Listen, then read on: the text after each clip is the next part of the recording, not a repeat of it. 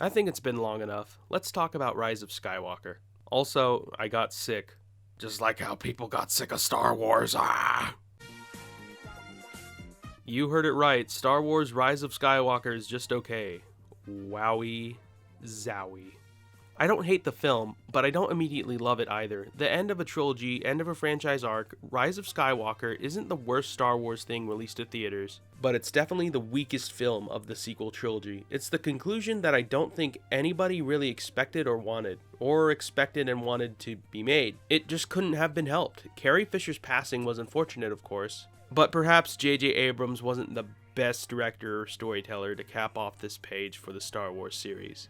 It's not like similar things can't be said about the other sets of films. People regard Return of the Jedi as the weakest of the original three for a reason. Goodness gracious me. It's somewhat odd. This is coming from somebody who really enjoys Star Wars. I liked Force Awakens and enjoyed The Last Jedi especially. I'm sure it'll come to me later, but there are reasons as to why the film simply stutters out.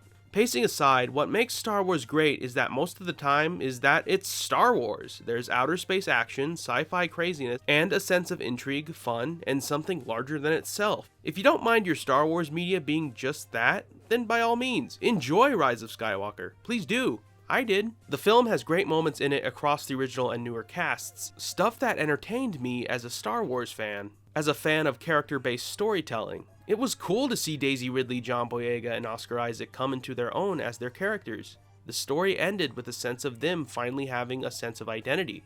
Some might say their destiny being fulfilled. And Billy D. Williams is just as likable as ever. Lando's return never felt shoed in, and it felt organic.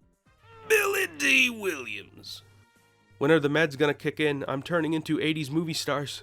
I don't think bringing back the Emperor character from the original trilogy is a bad idea, but they really shouldn't have.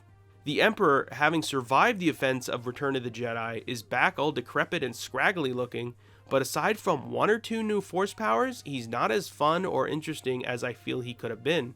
You could have him act emotionally deranged due to his condition. That could have led to some funny dialogue or moments of terror. Curse you, Flash Gordon! Curse you, Luke Skywalker! Apparently, he's also been wearing his senator outfit from the prequels this whole time. Storytelling! Kudos does go to the effects team for their efforts in making previously unused footage of Carrie Fisher feel natural in the movie. It would have been hard to tell if we didn't know before seeing the movie, but it looks fine.